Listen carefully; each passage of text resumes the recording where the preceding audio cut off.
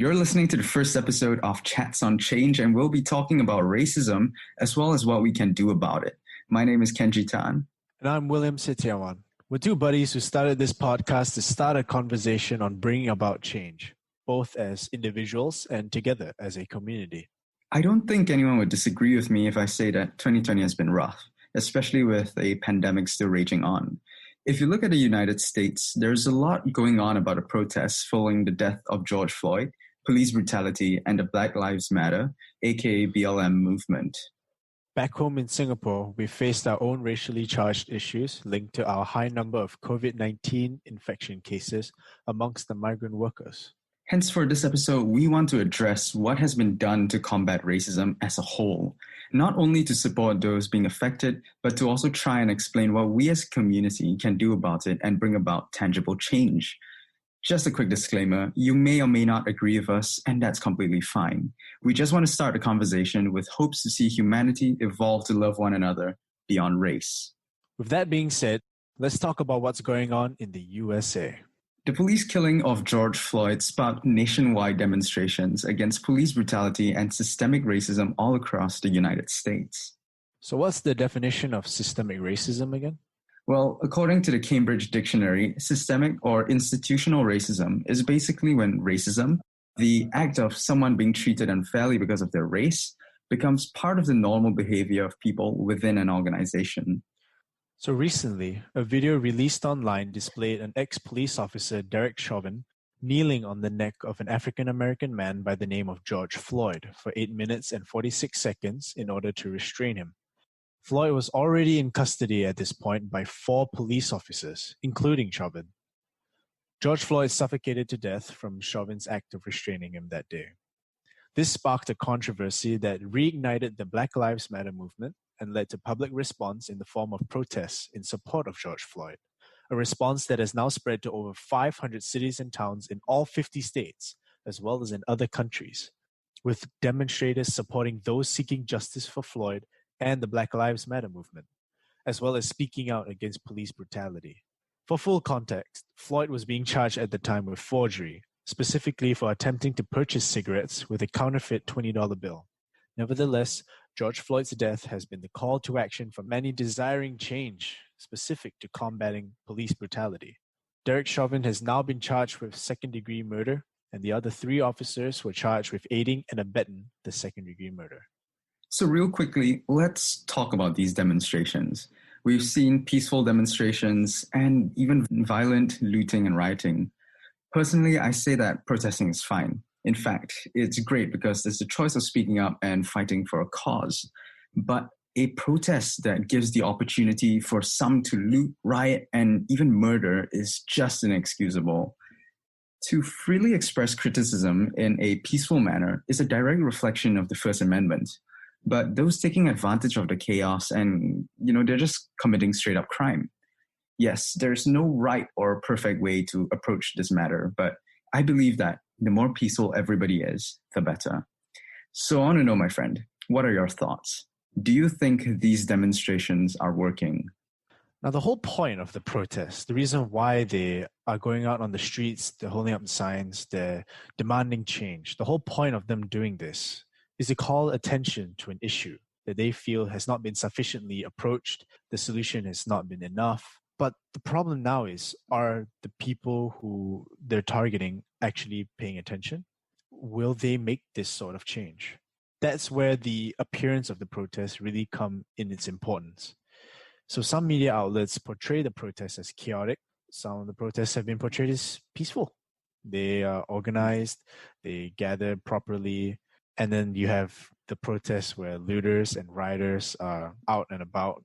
When it comes to media attention and media perception, it's so important that the message you're trying to convey does not have a violent connotation attached to it. With the level of hostility among the protesters, some policemen may even feel targeted. They may be under immense stress. If you think about how the entire situation is played out, anybody who is a police officer must feel just a little bit fearful for their lives. Currently, the entire point of the protest is to speak out against the policemen. Whether or not this actually plays a role in their actions, that's left to be seen. The movement in general is being undermined by these acts of crime, and it all plays a part in whether or not people listen. That is something I feel should definitely be considered with regards to the protesters, whether or not they are doing this properly, whether or not they should, while giving their message, should they also be discouraging the looting and the rioting? These are all issues that I feel should be considered heavily.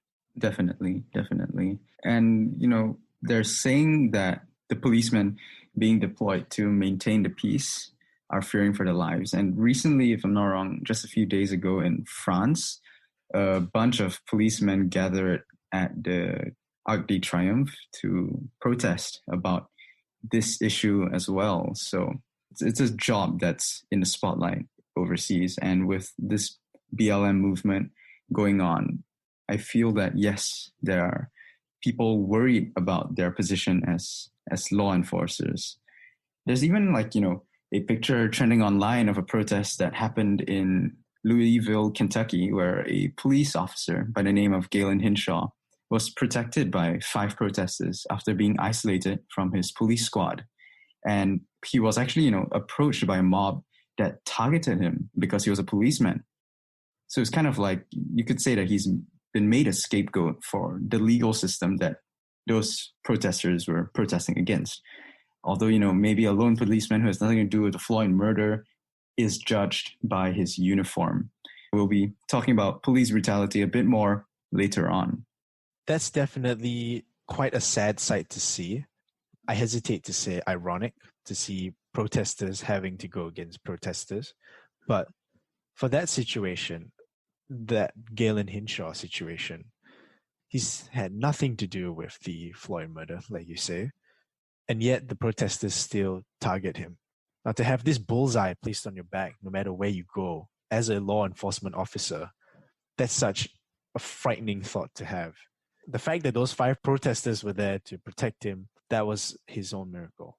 But if they weren't there and the protesters had done something about that police officer, we could be seeing a very different, very unfortunate situation that would have completely ruined the objective of the Black Lives Matter movement. It would have completely turned the tables.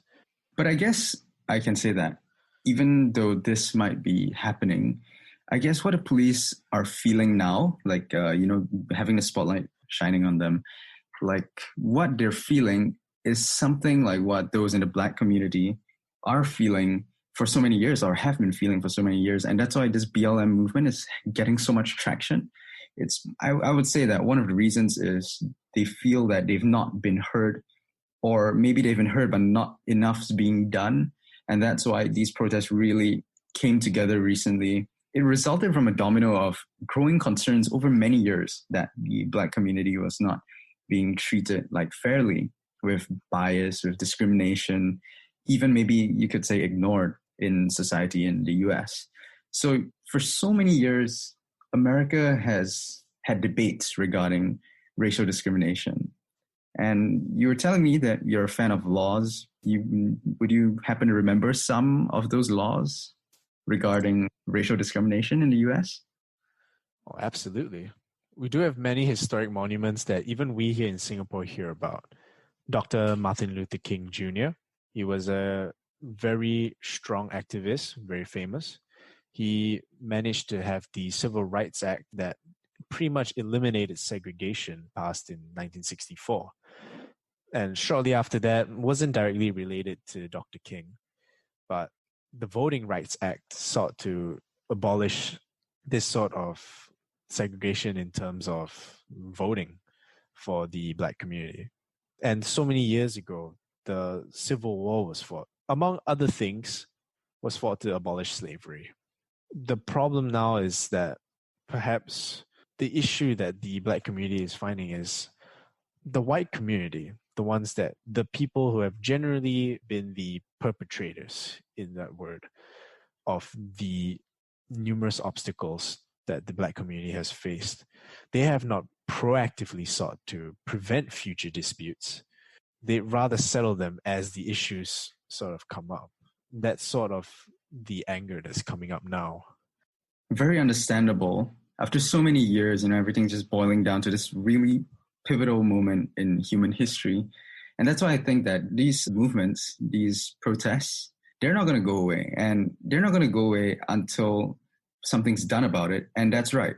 It deserves to stay because, if we're not going to change anything, then these people are still going to be living with that same problem again, and history just repeats itself. And that's why, my friend, that's why we're having this conversation. We want to start this because we right now are the only people who have the power to do something to change all this. If I may add on to the conversation regarding the demonstrations, what worries me right now is that there are still those ignoring government advice to avoid large gatherings due to the risk from contracting the coronavirus. And, I don't know about you, I feel that the pandemic has taken a back seat due to the ongoing protests. And that might be a problem for the US, right? There is that health expert, Dr. Anthony Fauci in the US. He's the head of the National Institute for Allergy and Infectious Diseases. And he's warned that the protests, which if you see them in the pictures, they don't often feature social distancing, which could lead to spikes in COVID-19. Yeah, that's quite an issue because I recently saw a news article online which said that a second wave of coronavirus cases seem to be emerging in the US, which is, of course, raising alarms as more infections push the overall count of 2 million Americans contracting the disease. That's nuts. That's a lot of people. And despite the risk of getting it, some public health experts have also defended the protests, saying that police brutality and racism are also public health issues, equally as destructive towards the fabric of society.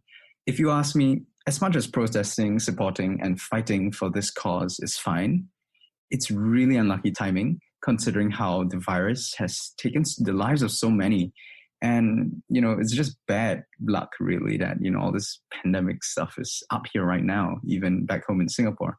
With social media playing such an important part of our society and our day-to-day lives now, do you think there's a physical need to protest given the current virus situation? Definitely going along with what you say, it's completely fine to protest. Just do it in a safe manner, in a way that doesn't impact the problem on the scale of a pandemic. Let's say one protester got the coronavirus, the next protester contracts it, everybody contracts it, all the protesters go home or to the hospital. That's a healthcare issue, but the point still stands. There must be a way to protest more safely, more securely, especially in this time of pandemic, and social media has provided a perfect medium for this to happen. We're no longer in the times of Dr. Martin Luther King Jr., where they've had to gather in such a large crowd in order to bring the government's attention. Now, many of us, I'm assuming one of the mediums you're listening to this on is Instagram. There's been quite a movement lately with, I don't know if you've seen this, Kenji. Yeah. But many people have posted a picture of a black square in support of the Black Lives Matter movement. And that there is a perfect example of supporting or sending a message about a movement you support on a place, on a platform where you can not only reach more people from anywhere at any time, but you can do so without having to risk contracting a disease from any of them. Also, I've seen a lot of my friends on social media and Instagram and Facebook doing a lot of online donations. They're sharing links. There are like lists of organizations that people can actually donate and support via money to help the fight against racism from home.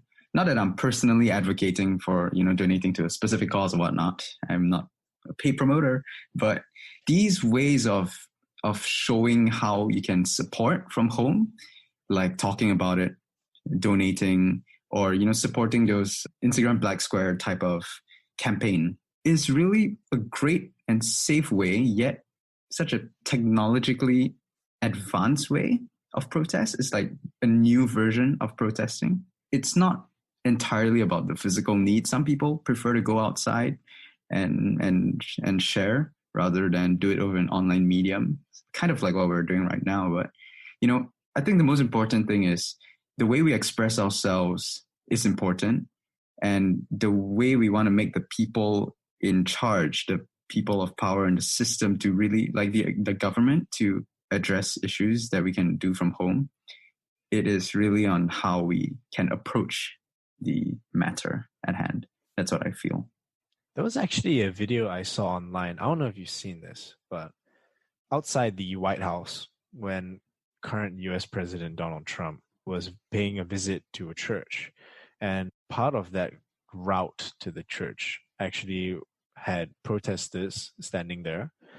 And the video actually shows police being dispersed to, well, being deployed in full military gear on the route. They had to clear the route.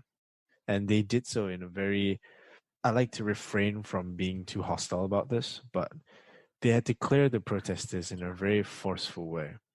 Now, whether or not that action was justified, posting something on Instagram is almost 100% safe, requires very little risk of police brutality, like in this scenario.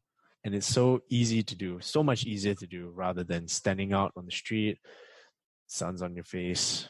And given the age that we live in, where information spreads so quickly on social media, especially with a president like Donald Trump, where he's always monitoring social media platforms, it's so much easier to reach much larger or more higher levels of government on a platform that's so easy to access. And I think that's something that people should be making more full use of, especially during this time of pandemic. I see a lot of calls to action regarding, calling your local government, your city council. You ask them to address issues that you feel need to be addressed. And all this can be done from the safety of your own home, from the comfort of your own home. That's quite a beauty of modern technology.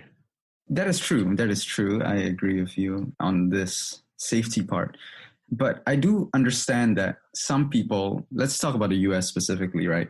That these people have access to the technology, they have access to the internet. And that's why you have this new safe space to really go put your word out there, to say what you have to say. But I think that maybe some people who are a bit more traditional, or maybe they feel that it's not enough, they still take to the streets to protest. And I guess that's fine as well. I mean, ultimately, what we're trying to say is, the safer, the better, in a way. The approach, the way it's done also makes a difference. But ultimately, when, getting the message across, it is really about like the people in charge who's making a change with all that. To move on, let's discuss the BLM movement specifically. According to their website, they're a global network that builds power to bring justice, healing, and freedom to Black people across the globe. Now, I, for one, do agree that in the US, the spotlight is on the Black community following Geroge Floyd's killing, and that Black lives do matter. I also believe that police brutality and lawlessness is an issue and threat, especially to those who feel this fear on a day-to-day basis. For me, I will not fully understand the extent of that fear, but can only do my best to empathize with those affected because, I'm not living in those conditions. I'm not in their shoes. It's very hard for me to really say that, hey, I know what it's like. But what we can do as observers is understand and listen.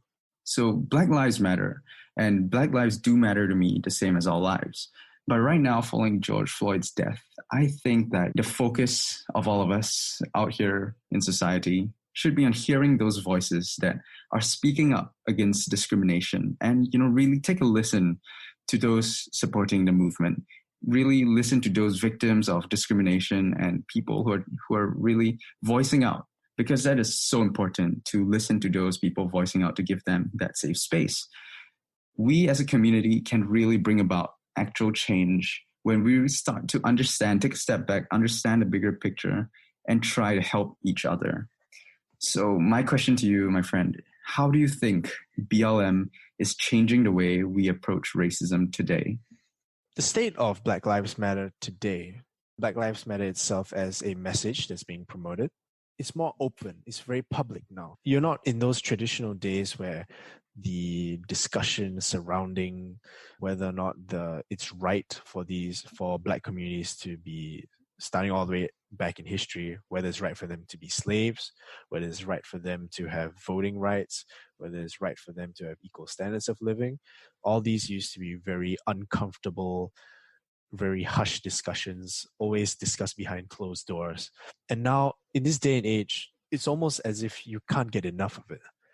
And I think it's fantastic that it's now racism, wherever it exists, is being actively called out, because it really opens up the possibilities in the sense where if you think about what it takes to solve a problem, if people don't know what to change, then they will never be able to solve a problem that they can't see. And the fact that the problem, which is Black Lives Matter, it's now being exposed so openly, so frequently, it's honestly amazing that it might inspire some change where people can now see the problem as it is and make changes. There is, however, some setbacks in the word where people seem to misconstrue the objective of Black Lives Matter. It's this phrase that you may have seen online. Have you seen this? It's called "All Lives Matter." It's typically used as a response to somebody saying Black Lives Matter. If I say Black Lives Matter, and then you think, "Oh, hang on, but all lives matter."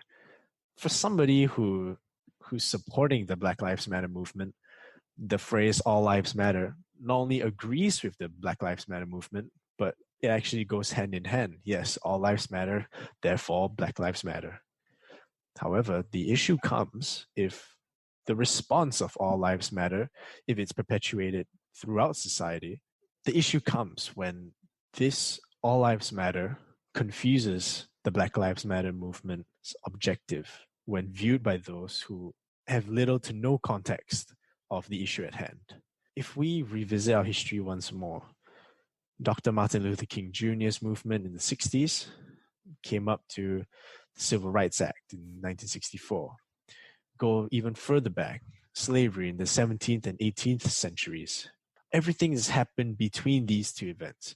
Africans, and in turn African Americans, has evidently faced numerous obstacles to living a life freely, that of which is continuously enjoyed by white communities or by a race less discriminated against.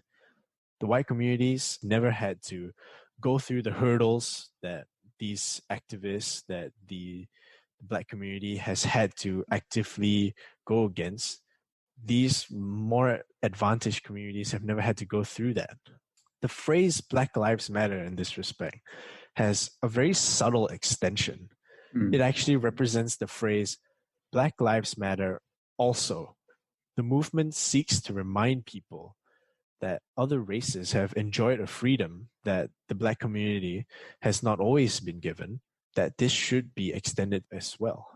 Recently, I saw this meme online, which I will call it the analogy of burning houses. And I think it is another way of summarizing what you're trying to say.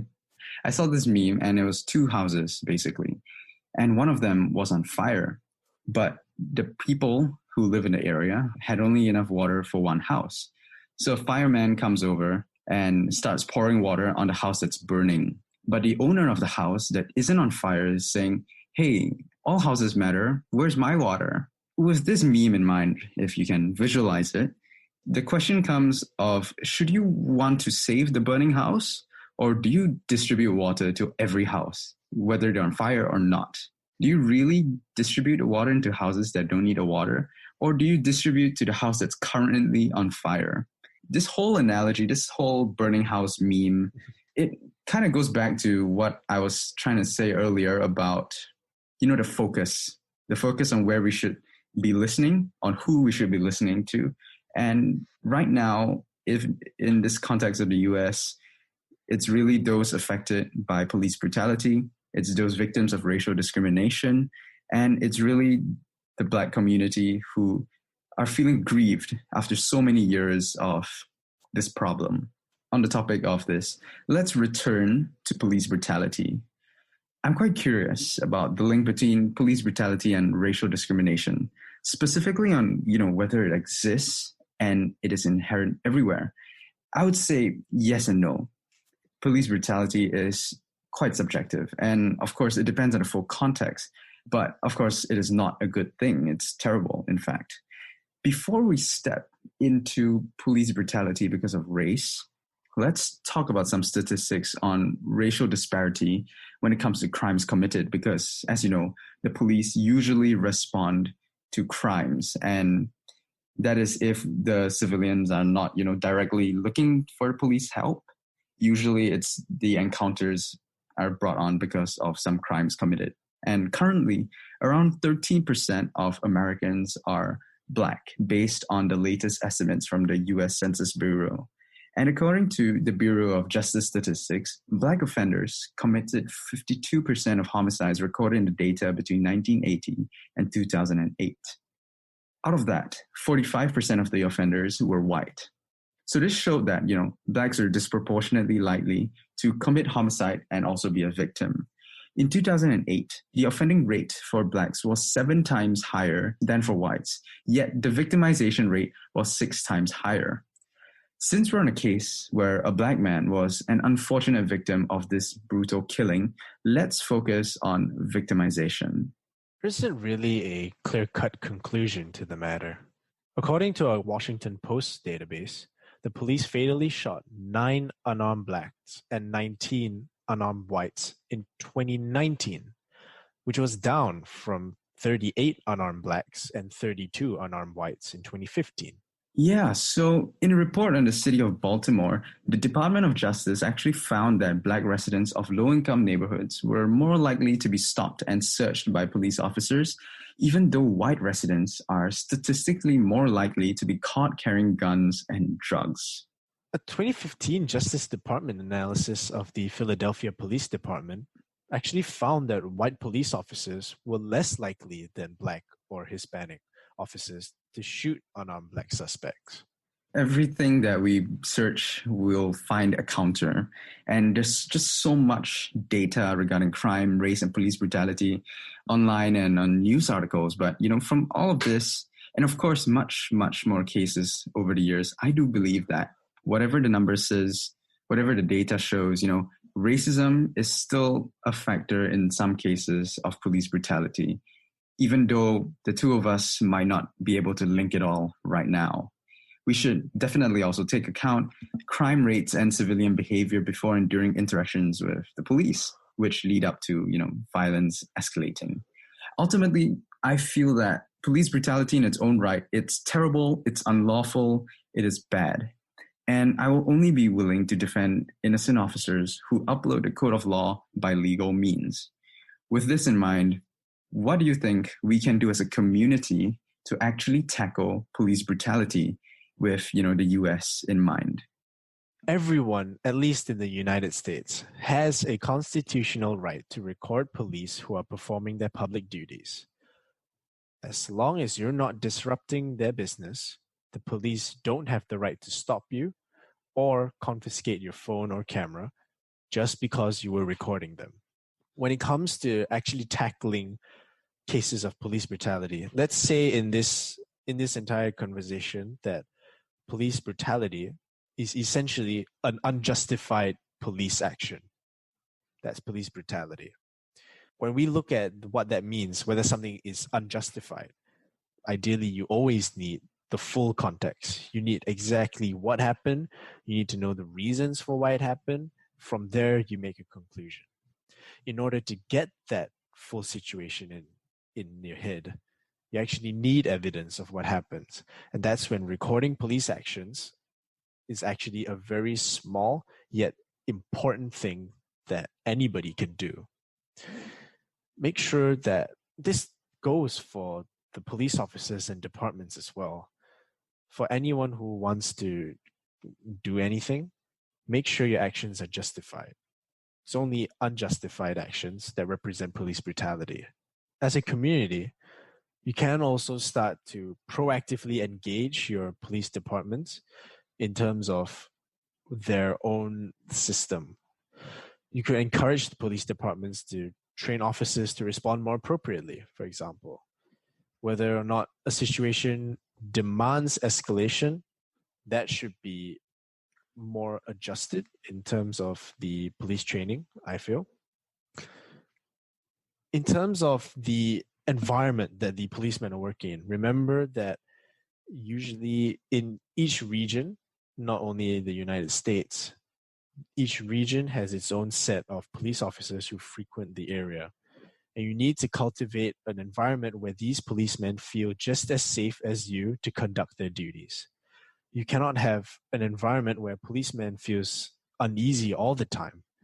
When it comes to a very slight crime being committed, if he feels very stressed, then he's all the more likely to act in a very stressed manner.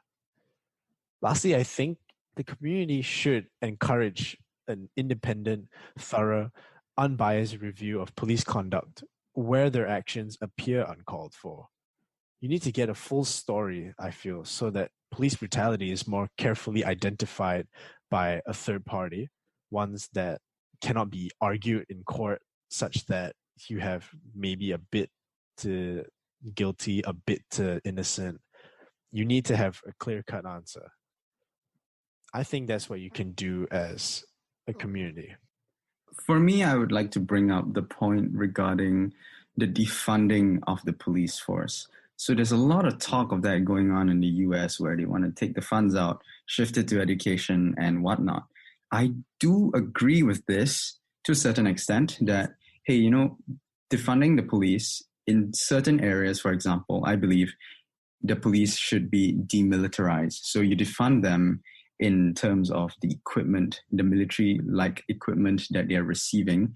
And, you shift those funds somewhere that needs it, somewhere, like a house that's already on fire. If you need it in education, you need it in housing, you need it in worker welfare, do that. And, defunding the police based on what context and on how they're going to defund the police is quite an important thing.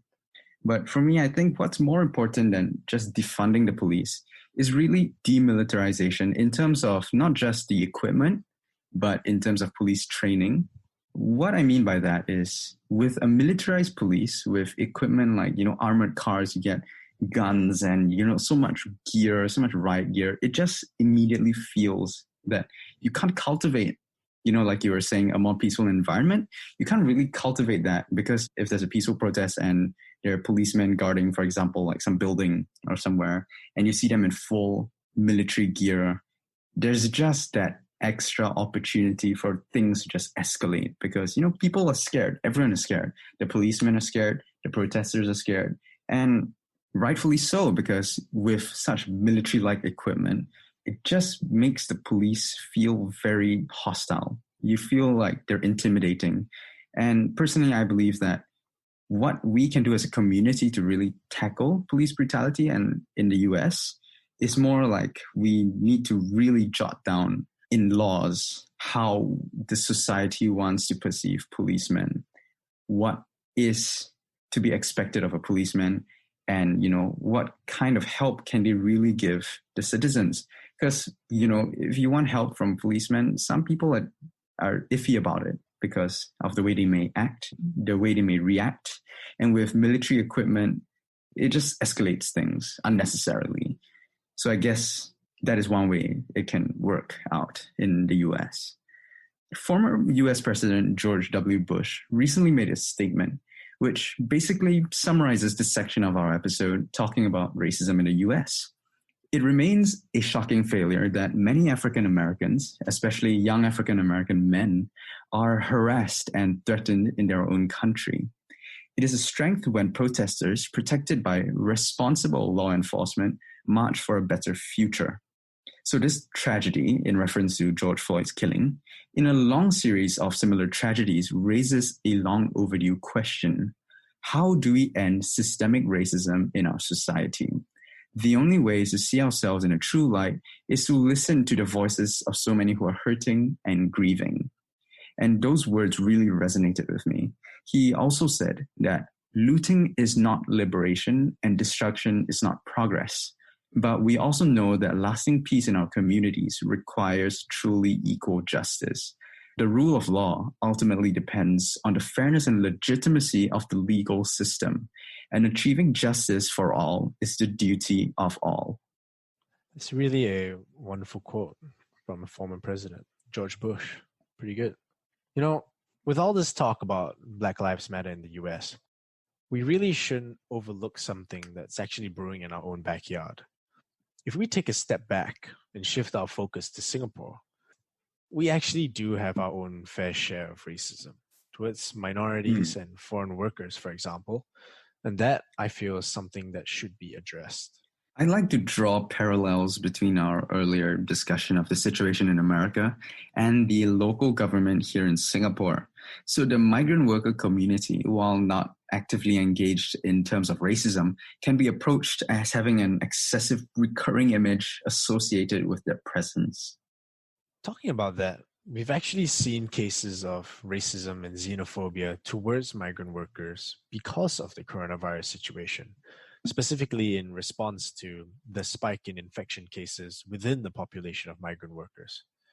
So, as Singaporeans, I would hope that we would learn from what's occurring in places where the Black Lives Matter movement needs to exist, such as the US, so that we don't need to have our own Migrant Workers Matter movement.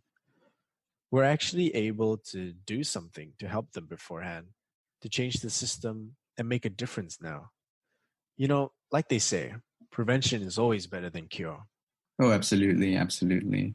So, as we discuss all this, you might ask, why should we do something about it? Why should we do something about racism? What's the point? So, let me just read off a quick quote from my favorite movie, Interstellar. Evolution has yet to transcend the simple barrier that we can care deeply, selflessly about those we know, but that empathy rarely extends beyond our line of sight.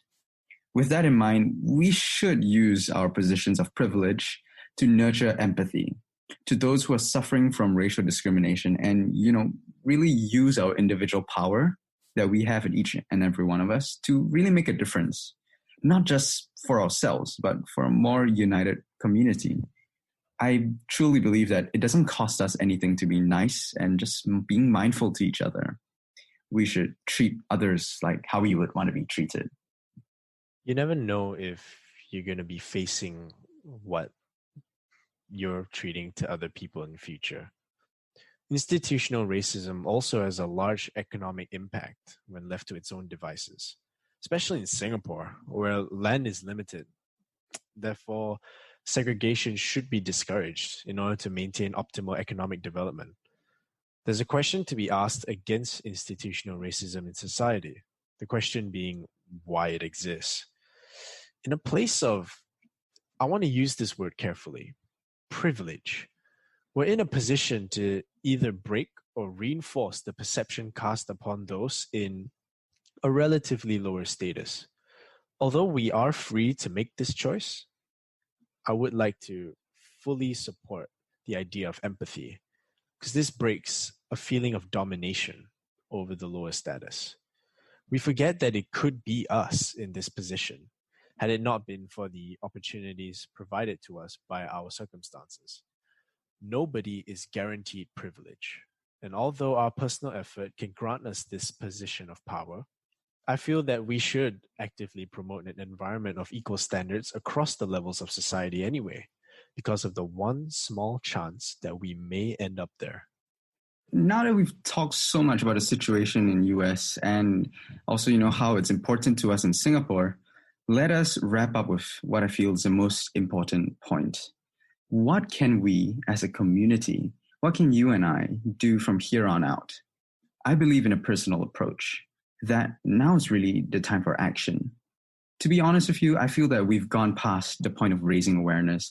With social media out here for the past few years, people know what's going on. It's more about, hey, you know that this thing's happening somewhere else or this thing's happening in our own backyard. What are you going to do about it? What does it take for you to do something about it? And how far are you willing to go for it? And that is why I feel that it is time for us to take a stand and really do something for tangible change. And how that is done, I would feel, is on a personal level.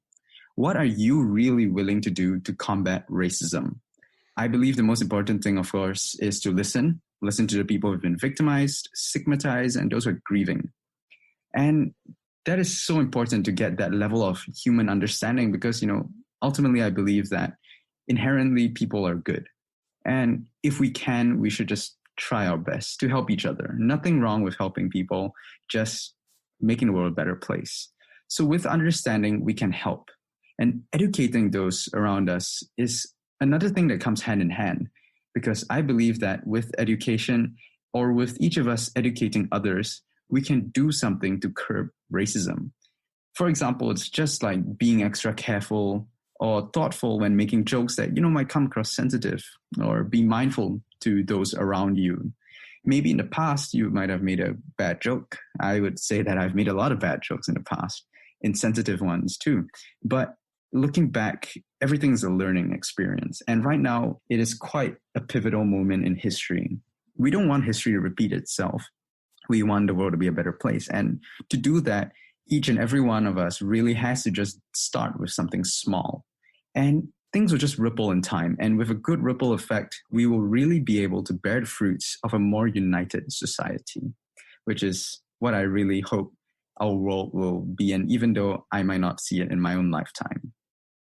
Alongside all this, on a day-to-day basis, keep yourself informed. Check your sources before spreading them, and don't jump to misconclusions. Explore the views you've grown accustomed to and see if it reflects racial bias, even if the feeling is uncomfortable. And hey, even if it is uncomfortable, you can always change in silence. Just make sure that you carry out a more proper attitude in public. Practice what you preach. It all starts with each one of us. It's all we can do on an individual level, really, to adjust our personality and behavior so that we don't propagate the racial bias in our society. We should be more focused on eliminating it. But what about the generations to come? That is a question I'd like to think about. It takes effort to maintain a bias against bias. But what might make the job easier are specific laws that discourage bias in all sectors of life. In the case of Geroge Floyd, Derek Chauvin, the ex-police officer, believed that his action was justified at the time. In order to prevent such acts in future, the legal system, I feel, should be adjusted in a way such that you no longer have opportunities for agents of law to exploit racist views. Now, for full disclosure, we aren't politicians. We have to admit it. I don't know what the right words are. I don't think you know what the right words are, Kenji. I do know that the only way to declare an act illegal is to make it illegal in the first place. When an inhumane act is left unpunished, that is a flaw of the very legal system that has not declared the act inhumane. To approach the issue properly, find the people who are suggesting changes to repair these flaws, the politicians that truly wish for an equal system, the people who know what can be done to prevent immoral deeds. Well, to end off on a good note, we're seeing actually great responses from big companies that are donating money to funds and organizations standing up against racial discrimination. So on a national level and international level, we have companies like Amazon, Apple, Facebook, Intel, Microsoft, and even Netflix pumping in money to national funds to help the fight against racism in many countries around the world and seek justice for victims of racial discrimination. Now, to sum up my thoughts on all this, I'm just going to leave you with another quote. It's quite a good summary, and it's from another former US president. This time, it is Barack Obama, who said, "Voting versus protest, politics and participation versus civil disobedience and direct action. This isn't an either-or. To bring about real change, we have to highlight the problem and make the people in power uncomfortable, but we also have to translate that into practical solutions and laws that can be implemented." So just to end off, I really feel that we have the choice to do something, to take a step now, to make the difference today. What are you willing to do about it? What are you willing to do about racism? We're at a time in our lives when the tools we need, the messages we want to promote, these two things are so accessible and so easy to support. What are you willing to do about it? To have 2 former US presidents come back just to tell us about this must show some importance. Well, thank you for listening to the very first episode of Chats on Change. We hope you've enjoyed this discussion, and I hope that, with the power in all of us, as we live in this world, we can do something to make it better. So do stay tuned for upcoming episodes on our social media. But until then, adios, amigos. Thanks for listening. Bye-bye.